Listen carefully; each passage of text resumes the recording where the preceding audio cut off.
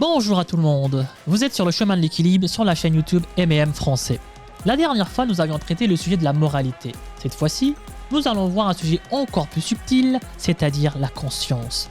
Préparez-vous, là on ne rigole plus, ça ne va pas être de la tarte.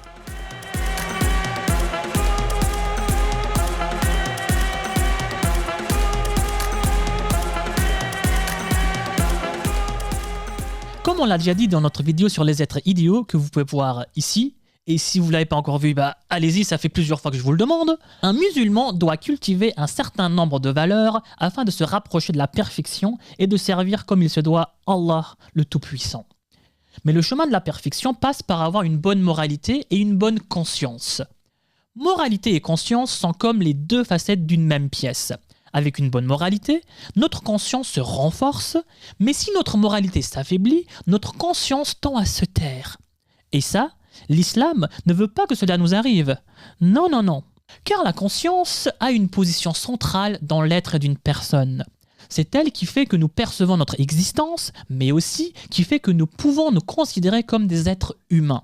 C'est grâce à elle qu'une personne peut atteindre la perfection et devenir comme les compagnons du prophète sallallahu alayhi wa sallam. La conscience, c'est un peu comme l'ultra-instinct de Goku. Les fans de Dragon Ball le savent très bien.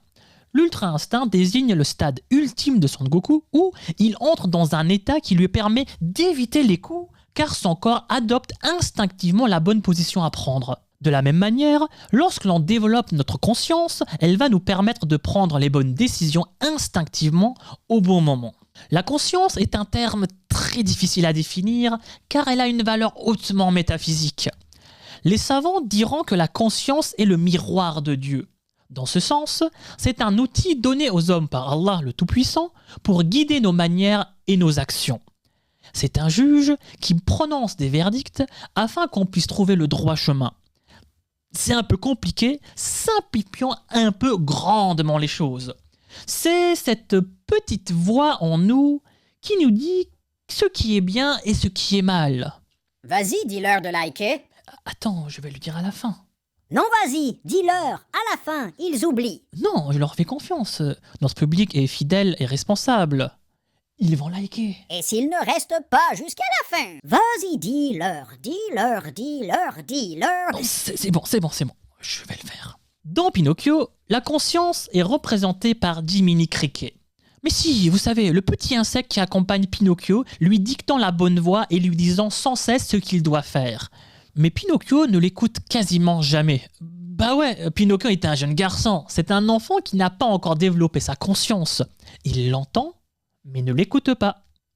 Nous, les hommes et femmes musulmans, nous devons bien savoir que les paroles de notre conscience sont en réalité les murmures d'Allah le Tout-Puissant.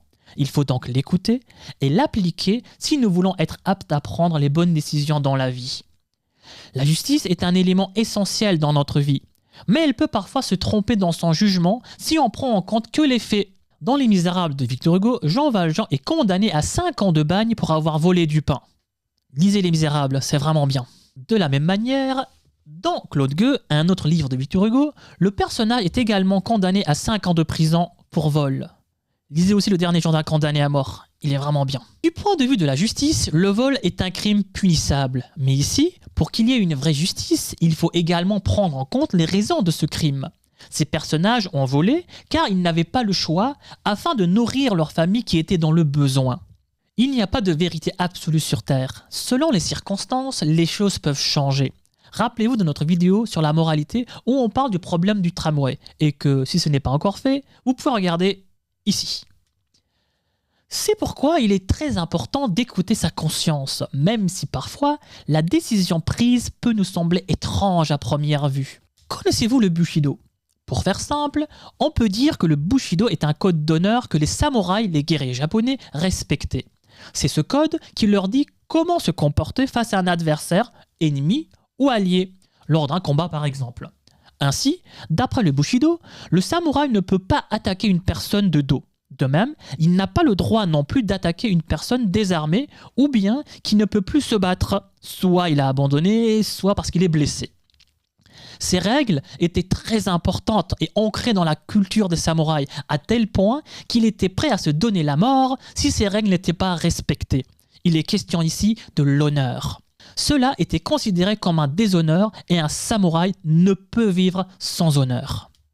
Nous pouvons dire que ces règles sont gouvernées par une forme de conscience. On nous fait poser cette question.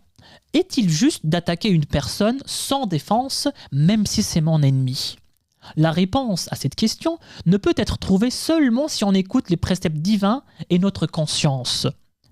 On peut par exemple lire au verset 8 du sourate Al-Maïda que la haine pour un peuple ne vous incite pas à être injuste. Ce verset montre bien qu'il faut être juste, même envers les personnes qui veulent au départ nous nuire.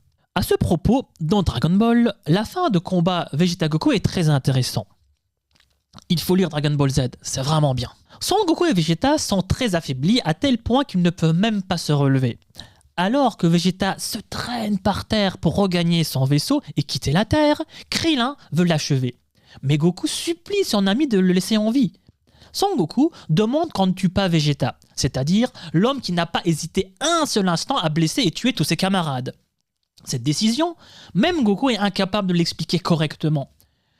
Mais on peut très bien penser qu'à ce moment-là, c'est sa conscience qui dicte sa conduite. Il laisse partir son ennemi, car sa mort ne serait pas juste, puisqu'il est sans défense. Et qui sait, subhanallah, Dieu est grand, et peut-être que les ennemis d'aujourd'hui peuvent devenir de valeureux alliés plus tard. La conscience est un élément indissociable de notre être. En revanche, même si elle est omniprésente dans notre vie, nous avons parfois tendance à ne pas vouloir l'écouter, voire même l'ignorer. Lorsque cela arrive, je vous demande de l'écouter attentivement, car rappelez-vous qu'il s'agit en réalité de l'éclat de la lueur d'Allah, l'omnipotent et l'omniprésent, qui veut nous mettre dans le droit chemin. Merci à vous, j'espère que cette vidéo vous a plu. Likez, donnez-nous votre avis et commentez et partagez. Que la lumière divine vous garde dans le chemin de l'équilibre. Ciao.